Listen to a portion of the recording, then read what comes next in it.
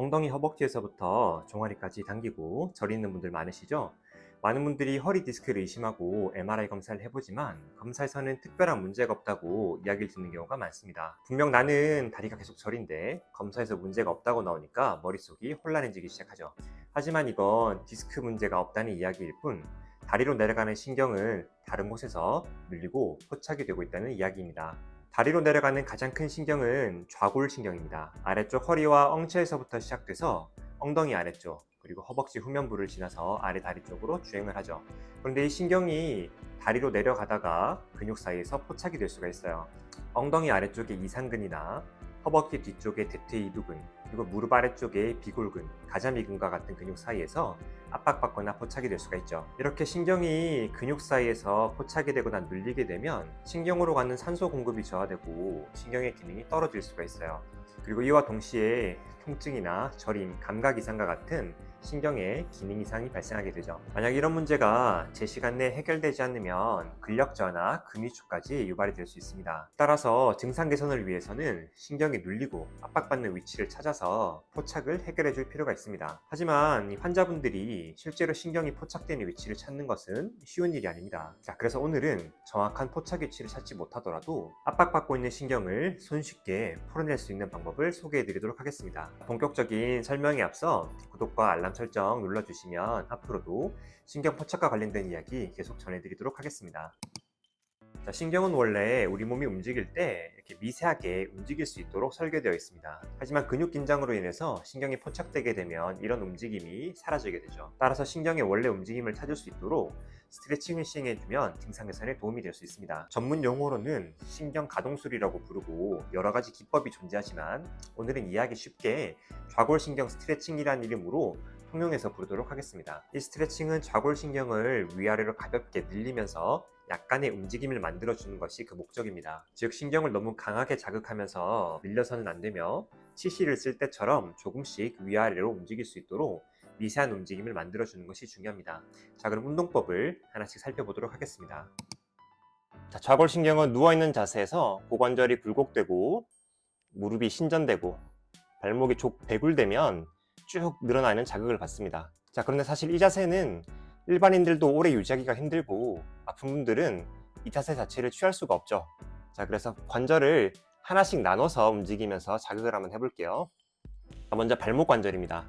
발목 관절을 위쪽으로, 그러니까 발가락을 머리 쪽으로 움직이는 족배구를 하게 되면 종아리 쪽으로 쭉 당기는 느낌 나실 거예요. 자, 이때 좌골신경이 발 쪽으로 늘어나는 동작이 취해진 거고요. 발에 힘을 빼게 되면 다시 정상 위치로 돌아오죠. 그래서 발목을 위로, 밑으로, 위로, 밑으로 이렇게 올렸다 내렸다 하는 것만으로도 좌골신경을 어느 정도 움직여 줄 수 있습니다. 나아가서 조금 더 자극을 주고 싶다면 고관절을 살짝 굴곡시키는 거예요. 다리를 살짝 들어 올려서 고관절을 굴곡시킨 상태에서 마찬가지로 발목을 위로, 밑으로, 위로, 밑으로 움직일 수 있습니다. 자, 근데 이 동작이 좀 힘들다면 반대쪽 무릎을 약간 세우는 방법도 있습니다. 반대쪽 무릎을 세우면 허리가 바닥에 닿기 때문에 다리를 올릴 때 조금 더 편할 수 있어요. 고관절을 굴곡시키고 발목을 위로, 밑으로, 위로, 밑으로. 그런데 이 상태로 운동을 하다 보면 이제 다리가 좀 아플 수 있죠. 그래서 다음으로는 손으로 허벅지를 잡아줍니다. 그리고 이번에는 고관절이 굴곡돼 있기 때문에 무릎 관절을 움직여 볼 거예요. 고관절 굴곡 상태에서 무릎을 폈다가 정상화했다가 폈다가 정상화했다가, 자, 이런 식으로 움직이면서 자극을 줍니다. 다닐 때 방사통이 너무 심하게 느껴질 정도까지 자극을 주시면 안 되고요.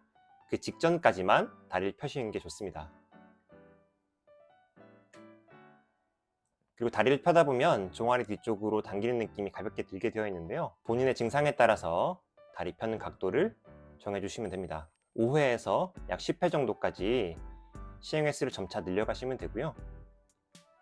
10회 정도까지 큰 부담 없이 운동을 하실 수 있다면 이번에는 발목을 같이 움직여 볼게요. 고관절은 굴곡시키고 무릎은 펴신 상태에서 발목을 한 번 더 족배굴합니다. 이 상태에서 족배구를 하게 되면 다리 쪽으로 더 당기는 느낌이 많이 들 것이고요. 자, 올렸다가 내렸다가. 사실 이 동작을 극단으로 하게 되면 고관절 굴곡시키고 무릎을 신전시키고 발목을 배굴시키는 좌골신경을 가장 많이 자극하는 자세가 되는 거예요. 그런데 이렇게 누워서 시행하는 것이 다소 부담이 된다면 앉아서 좌골신경을 풀 수도 있습니다. 자, 이번에는 앉은 상태에서 좌골신경을 한번 스트레칭을 해보도록 할게요. 의자 끝에 편하게 걸터 앉아주시고 허리는 자연스럽게 숙여주시면 됩니다. 그리고 무릎을 쭉 뻗어주시고 발목과 목의 움직임을 이용해서 좌골신경을 한번 풀어볼게요. 발목을 위쪽으로 배굴시키게 되면 종아리가 당기면서 좌골신경이 쭉 자극이 되겠죠. 이때 발끝의 방향과 머리의 방향을 같은 방향으로 이동시켜줍니다. 발이 위로 올라왔기 때문에 머리도 뒤로 젖혀주는 거죠. 그리고 발끝이 밑으로 내려가면 고개도 앞으로 숙이면 됩니다.